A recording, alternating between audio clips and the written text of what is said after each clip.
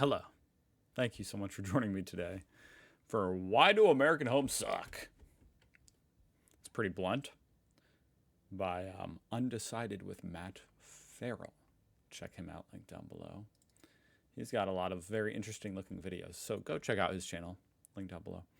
Why do American homes suck? Especially compared to European homes and other homes around the world. Ours have a reputation, I'm aware, that they kind of suck. You know, like the Three Little Pigs, ours is the one made out of twigs. In the process of building my new net zero home, I've heard time and time again from many of you that my home's highly energy efficient features are considered standard in other areas of the world. Really? From the type of window construction to the method of heating water, there's plenty of room for improvement. But when tech that goes beyond standard here in the US is par for the course elsewhere, this begs the question, why do American houses suck? Especially compared to European ones. So our houses are like the highest tech. It's like, oh, that's totally normal here in Europe. What the fuck? And what can we do to make them better? Cringe. I'm Matt Farrell. Welcome to Undecided. It kind of just sounds like we're getting ripped off here in America by our home builders. A portion of this video is brought to you by Surfshark, but more on that later. Where else but the States is it both legal and common to cover houses in sheathing that is literally paper thin? As in weak enough to be opened up with a knife, which might be That's not normal? Equally as embarrassing as being blown down by a wolf. Now, this isn't a new trend either. It's been the norm for decades. Now, I've clearly tried my best to steer way clear of that. In my new home, I've gone with factory-built walls with densely packed cellulose insulation. I never even heard of this stuff. What kind of insulation? The house is also outfitted with triple-paned tilt-turn windows. So the walls were made in a factory and not on site? I've just never heard of this stuff. Packed cellulose insulation. The house is also outfitted with triple-paned tilt-turn windows, Those are like the German windows, huh? thermal heating and cooling, and a heat pump for hot water, and my clothes dryer. I'm also running a heat pump for hot water. I've heard of that being like a trendy type of thing. I think it's more energy efficient, right? Running an energy recovery ventilator, or ERV, that allows for fresh air in a very airtight envelope. Now, this is all considered very common in other areas of the world. I'll get back to how some of this tech and those building techniques impact the bottom line in a bit though. Broadly speaking, it's no secret that the US has been dragging its feet in the global energy transition. Just take it from the American Council for Energy Efficient Economy. Is that what's to blame? These new technologies just aren't subsidized like they are in the rest of the world? Or ACE, but I'm going to refer to it as AC. That's one heck of an acronym. Now, according to their 2022 International Energy Efficiency Scorecard, the US ranks number 10 on a list of 25 countries representing the world's largest energy users. I thought we were number one. As the organization notes, the US is one of the very few large energy-consuming economies that lacks national energy reduction targets. However, what you might find surprising is how deeply these differences affect our construction of our homes right from the ground up. A good half of my viewership is located outside the United States. As I've talked about the energy-efficient tech that I'm implementing in my new home, I've gained insight into how it stacks up to other countries through your comments. 3 concepts in particular have kept cropping up: the insulation or R values, the level of air tightness, and the triple glazed tilt-turn windows. Now, insulation here in America, a lot of people just go and shoot foam. I mean, a lot of times it's just that like fiberglass stuff that you just roughly cut out and put up between the studs, in the walls. Maybe you don't know, I don't know, because our houses are built, with studs with wood. So between the studs are just like foam that you cut out and put there. It's definitely not very high tech. Everybody loves to vent, so let's start with the windows. European windows are known for their high performance, particularly the triple glazed glass in Whoa, I didn't know about that. Tilt and turn frames that I knew about the tilt and turn, but triple frame. Open inward and provide a very strong seal. Several European manufacturers meet the necessary standards set by the Passive House Institute in Germany. And this is no small feat, as Passive House's stringent requirements amount to both massive energy savings, sometimes up to 90%, and year-round comfort. I've explored how these impeccably designed structures work and the ways their principles can be applied in other 90% energy savings. I always way underestimate just how powerful good insulation is. It's something, to be honest, I don't even think about. Maybe that's because I live in America. I don't know. It's just something I totally overlook. I don't even think about it. When I bought this house, I didn't think about the insulation. And it's definitely not very well insulated. Other types of buildings before, so if you're curious, be sure to check out some of those videos. I'll put links in the description. Triple glazed windows aren't unheard of here in the States. As a matter of fact, the windows in my new home were made here in the US, at least nominally close to the Passive House standards in terms of quality. It's difficult to make a clean comparison though because of the differences in how windows are tested, and of course the United States' insistence on using imperial units. That's why I always talk about Fahrenheit and feet, and I always get ridiculed for it. In any case, while it's not impossible to get your hands on highly efficient windows here in the US, tilt and turn windows remain far less common. And it's definitely in part because European windows are typically more costly, often because of importing. It's also worth mentioning that Even more so now, huh? With the tariffs. They just got 15% more expensive. back in 1991, Yeah. researchers at the Lawrence Berkeley National Laboratory in California And these can't be cheap to begin with. Oh my god. Windows are already pretty expensive, even shitty ones. developed their own take on a thin triple pane glass window that could reduce energy use and air conditioning costs. Their innovation never took off because American manufacturers found it too expensive. This attitude of prioritize lower costs in the present, ignore higher costs in the future extends to pretty much everything in the US. I was going to say, that seems to be a theme. I talk about how this relates to solar in my How Solar Got So Cheap So Fast video, so check that one out too. Now for a cushier topic and concept number 2 on my list, insulation. Before we get all warmed up on that topic, there's something else that can help insulate you from dangers online, and that's today's sponsor, Surfshark. I always recommend using a VPN when using public Wi-Fi, but VPNs can be very useful even when you're at home. A lot of online services use some pretty sophisticated commercial tracking and machine learning to apply very targeted advertising. A VPN can protect you from some of that. Surfshark's Clean Web does a great job blocking ads, trackers, and malicious websites, making it safer to use the internet even at home. And you can make it look like your IP address is coming from a completely different country. This can come in handy if you want to stream a video that's only available from a specific location. I used this exact feature on a trip I just took to Vancouver. And one of the best parts of Surfshark is that it's easy to set up on all of your devices, whether that's iPhone or Android, Mac or PC. Surfshark is the only VPN to offer one account to use with an unlimited number of devices. There's no for the channel. Definitely go check out his link to Surfshark. So back to concept number 2, insulation. When it comes to determining how well a building can weather the elements, R values and U values measure thermal resistance and thermal transmittance, respectively. A higher R value means better resistance against heat flow and therefore better insulation. I'd be scared to know what mine is. U values are the opposite. It's more like how scores work in golf. You want a lower U value, which measures the time rate of heat flow. Of course, variations in geography mean that we can't make direct comparisons between, say, the entire US and the UK. As shown in this map within the Köppen-Geiger system, the most popular climate classification model, the majority of the UK lies in the Marine West subdivision. With that said, Washington State contains some of the few areas in the US categorized as Marine West climate zones. However, before we can examine how Washington's insulation requirements rank against other countries, we have to acknowledge another caveat complicating our bracket. Spend any amount of time paging through the state energy codes, and things quickly get messy, like really messy. That's because the United States doesn't have a national building code or a national energy code. They're instead handled on a state and even local basis. In fact, the US didn't have a comprehensive set of model construction standards until 1994. That year saw the establishment of the International Code. I guess I'm slightly confused why you couldn't just do the math based on like how much energy is being used.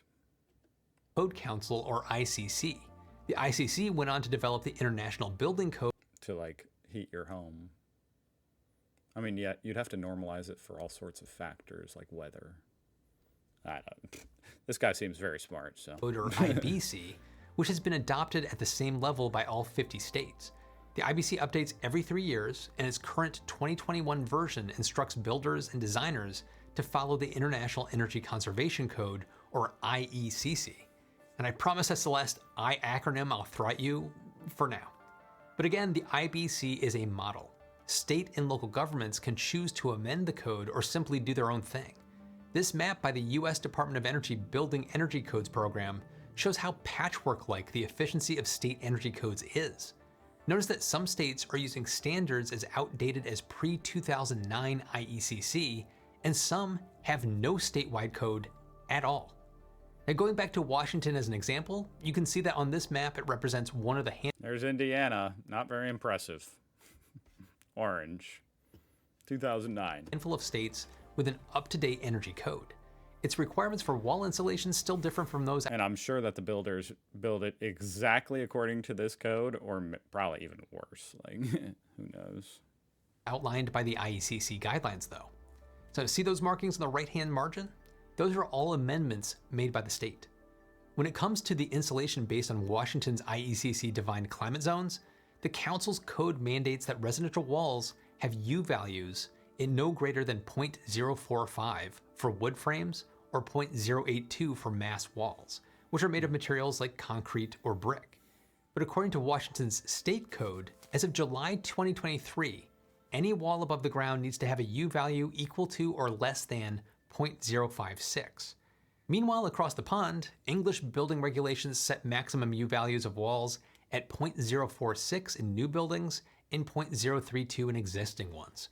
This means that even in the case of equivalent climate zone, Washington state codes aren't as strict as English code or the IECC.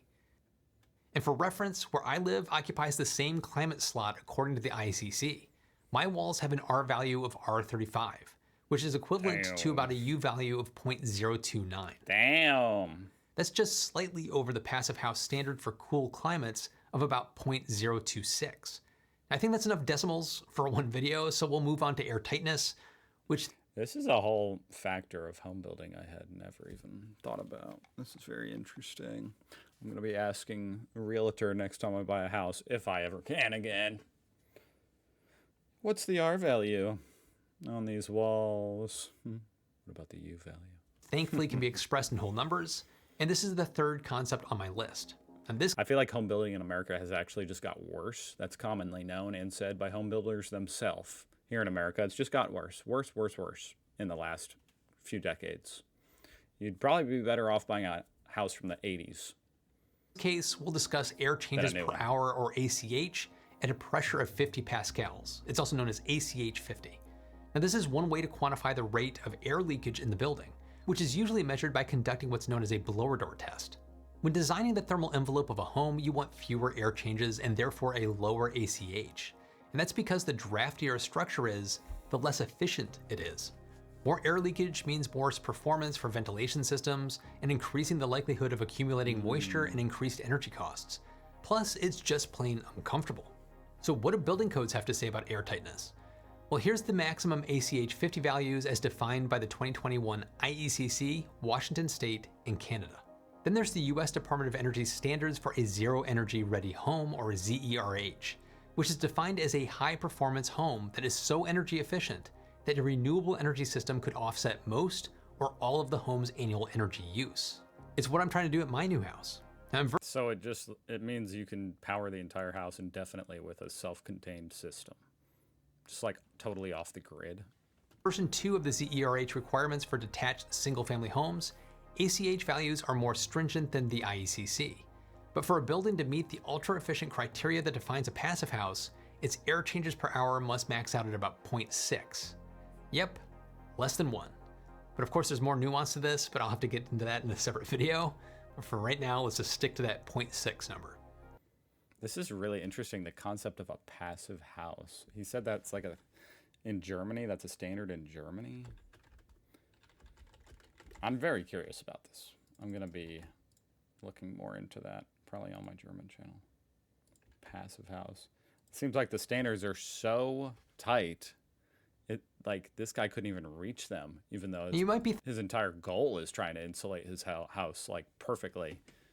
That's some amazingly strict standards. How do you even do it? Thinking, sure, codes and enforcement of codes can reflect a country's dedication to energy efficiency on paper, but did they actually do anything? It sure seems so. For example, Canada's national... This is not what I expected. Can I say that? I didn't expect part of the reasons why American homes suck compared to like European homes is just because our regulations are much looser, and so they're built just shittier. Makes sense. Model codes didn't include energy efficiency requirements until 2011. Before making that decision, the Canadian Commission on Building and Fire Codes commissioned an analysis of its potential efficacy. The report found that energy codes have the potential to affect up to 81% of energy use in houses and up to 68% of energy use in buildings. Jesus. Amounting not just to an increase in efficiency, but a reduction of greenhouse gas emissions and long-term operational costs. It's cheaper in the long run. Unfortunately, within the US, it's widely believed that energy efficiency is always a luxury, despite the cost savings of renewables and systems like passive house standards that have demonstrated otherwise. That's a whole topic unto itself. And I think Matt Ressinger of The Build Show said it best on a recent interview on my Still to Be Determined podcast when he referenced a quote from architect Steve Basic. It's not that high performance homes cost too much. It's that our idea of a fairly priced new home is based on a history of building houses to meet embarrassingly low performance benchmarks.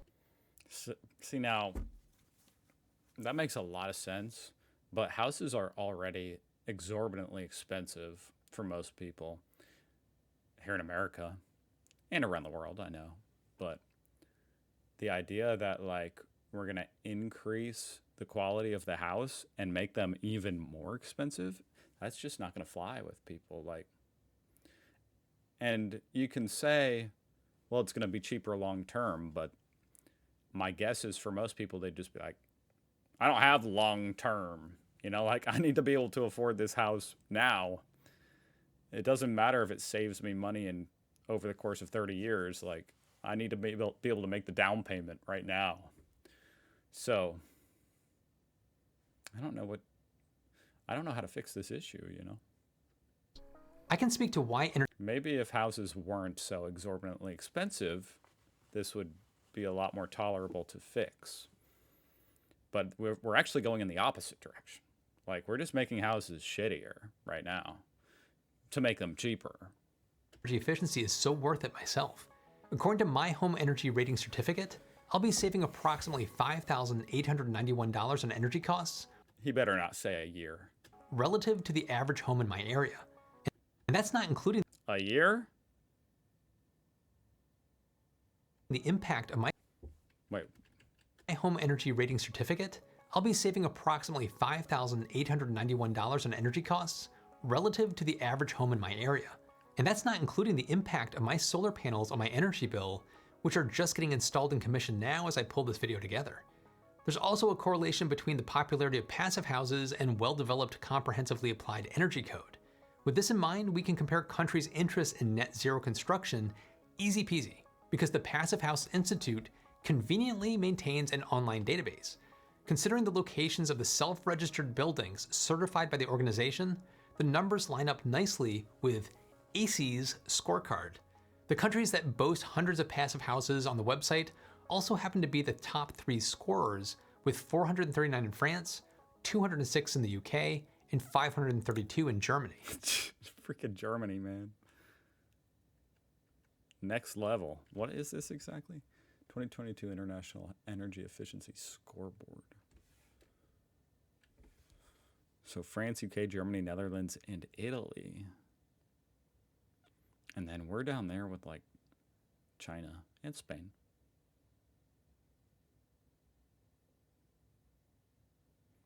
Jesus, Russia sucks. Oh, you know what? I'm kind of surprised Canada's even lower than US. Woo! Hundreds of passive houses on the website also happen to be the top 3 scorers, with 439 in France, 206 in the UK, and 532 in Germany, in that order. Again, that's only the ones that are both certified and registered on the database. According to Passive House Institute founder Wolfgang Feist, by 2006, between 6,000 and 7,000 passive houses had been constructed in Germany. That just shows how difficult it is, because, I mean, while that's impressive, only 7,000 houses are considered passive. It's so interesting. Building codes clearly make a difference. Still way more than here in America, but interesting. So why are they so sparsely implemented here in the US? Well, the most significant obstacle to prioritizing Are there any here in America? energy efficiency anywhere is political will and money. We don't have to look much further than the energy crisis that pervaded the 1970s to understand why. The tactics governments use to mitigate the damage caused by the era's oil shocks signify a major turning point in both policy and public perception. Suddenly, the illusion of bountiful, endless supplies of cheap fuel was evaporating into exhaust. Here's what it was like from Matt's perspective. And I think Yeah, it's kind of like it was a glimpse into the future, you know, when we inevitably run out of oil. as Americans, we started really becoming interested in high performance homes in the 70s because it seemed crazy for us to think about spending money on energy. Decisions like the Nick Yeah, unfortunately, I guess it can be that simple. Huh? Energy is a lot more expensive in Europe. Yeah, well, I don't know if I can say a lot more, but it's more expensive in general. In Europe. And so Americans, and especially given that Americans just aren't that conscious as far as like, you know, their carbon footprint and emissions, stuff like that, like environmentally conscious. Although there is a large segment of Americans that do care a lot about that type of thing. But for the most part, not so much. You know, so they're basically just like, you know, energy's cheap. I don't care. I'm not going to spend the money to upgrade my home because energy's cheap. Second, it's not cheap. They won't be thinking that way. Nixon administration's focus on establishing diplomatic ties with oil exporting Saudi Arabia and the Reagan administration's emphasis on defunding and even suppressing investment into renewables have made the US's priorities at the time very clear. These factors translated into cheaper energy for Americans relative to other places, which has remained stable in the present. You can see in this graph by the International Energy Agency how the percentage of household income spent on energy costs in the US is all the way on the lowest end relative There you go. So despite us using more energy, we still spend less. to the other major economies. The problem is that with cheap energy, It's kind of like how we spend more on healthcare, but we die at a younger age. Is it like that? I don't know. Italy, all the way up there. Interesting. And they had really insulated houses. See, I mean, it is kind of correlated here, huh? A little bit. A little bit. agency how the percentage of household income spent on energy costs in the US is all the way on the lowest end relative And to other Canada major spends even less, even though their insulation was worse. economies. The problem is that with cheap energy came a general disinterest in efficiency. Even now, the US uses significantly more energy at home or on the road than other countries, according to the IEA data.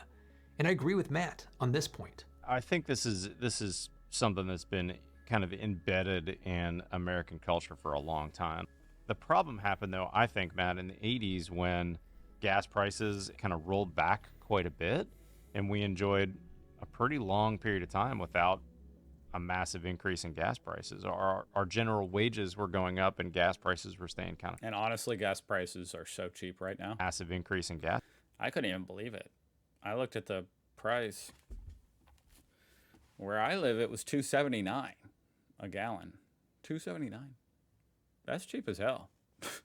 It's the one thing here in the American economy that has somehow remained cheap as hell, despite all sorts of inflation and debasement of the US dollar. Gas is somehow cheaper than it was 15 years ago, even. I remember, I mean, here's the graph. Here's the graph. You know, look, 2008, 2009. This was like the crisis. Everybody was freaking out in 2011, 12. Like, oh my God, it's $4 a gallon, you know? Holy shit. Now it's $2.79. Wow. Prices. Our general wages were going up, and gas prices were staying kind of flat.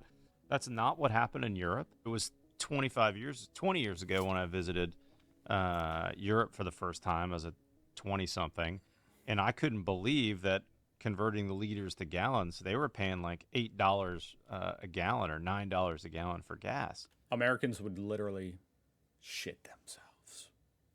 I'm not even lying. Wow. All of a sudden, we'd be clamoring for some trains and stuff, for sure. for sure. Be a lot more calls for public transportation. So it really made sense for me that I saw these small Peugeots and these, Mini Cooper-like cars, because if you're The cars too, yeah. paying $9 for gas, you're going to all of a sudden be a lot more interested in efficiency, whether it's mandated or not. But as the United States scrambled to return to business as usual in the 1970s, France invested So we're basically just going to have to learn the hard way. It's just going to have to be another shock, whether artificial, some kind of oil embargo again, or just oil running out. We're going to have to figure it out when it happens, because it's going to happen. in generating its own nuclear power. It now operates one of the largest nuclear programs in the world, with nuclear power plants responsible for generating 68% of France's electricity in 2021. And already in the mid Nuclear power is always interesting to me just because it's so not controversial here in America. I don't know why we don't make more nuclear power. Because I know over there, in Germany and stuff, people protest it. No Atomkraft. No Atomkraft. Here in America, nobody cares. It's just like, yeah, sure, okay, do it. So I think they probably will be doing that more. I don't know, we'll see. 1980s, the construction of new buildings meant compliance with low energy standards in Sweden and Denmark. Then the research that kicked off the passive house movement began in 1988. The initial prototype house in Germany that still... Can I just say, new buildings meant compliance with... this is so cool. This residential, man, look at that. What even is this? Would you call this a neighborhood? I don't know what to call that, but that is so cool. Anyway, it's very pretty. low energy standards in Sweden and Denmark. Then the research that kicked off the passive house movement began in 1988. The initial prototype house in Germany that still stands and functions today was first occupied in 1991. In the end, there's no better microcosm of the United States' attitude about powering buildings with clean energy than the White House itself. The Carter administration installed solar panels on its roof in 1979. Solar thermal panels. What's the distinction there? Solar panels versus solar thermal panels. So the thermal obviously means heat. So what? The thermal... Solar panels convert sunlight into electricity. Solar thermal panels convert sunlight into heat, typically for water heating. Oh. Huh. I had no idea that was a thing. The Reagan administration removed them in 1986, the same year it terminated the solar tax credit. Photovoltaics Why? Why would you remove them? remained off the house's grounds until the early 2000s. Around the same time in 2000, Oh, Bush added some, huh?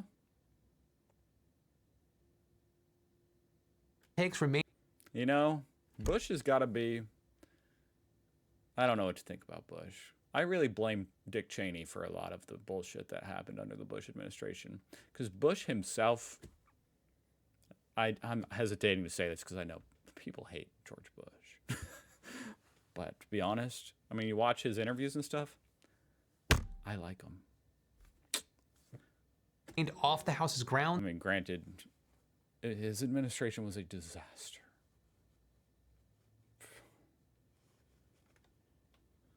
A disaster. until the early 2000s. Around the same time in 2002, the Energy Division of the European Commission released the first Energy Performance of Buildings Directive, the EU's first whole building energy standard. Though the directive allows for the member states of the EU to make their own decisions about elements like U values, it established guidelines and guidance for construction of low to zero energy buildings by 2021. Meanwhile, it's 2023 and the US doesn't have a centralized building code, much less a goal. So why do American houses suck? I'll let Ted Benson, founder of Bensonwood, clue you in. We just don't take home building in particular as seriously as other countries do. Okay. And so, the standards that we have in That really is a very concise way of putting it. We just don't give a shit. countries do. Okay. And so, the standards that we have in our building codes are just too low. Do you think the US can do better? Are you interested in more That simple, huh? That simple. Because the builders want to build some piece of crap as fast as possible and then sell it for an exorbitant amount of money. Hey, I mean, that is the incentives. That's kind of why you have to have standards, you know? You can't just leave it to them, because a house is not like other things. There's intangible aspects of it that, or at least aspects of it that, just upon first glance, you can't just go tour a house and say, this house sucks. It's not well insulated. It's not that easy to determine that. You can't look behind the drywall and see, oh, they screwed it all up. There's no insulation there. The wiring's bad. You can't see that kind of stuff. So that's what they do. That's why you need standards. Obviously. To other people, that's obvious, I'm sure. Thank you for watching. That was actually really fascinating. Go check out Undecided with Matt Farrell. Link down below. And I'll see you guys tomorrow.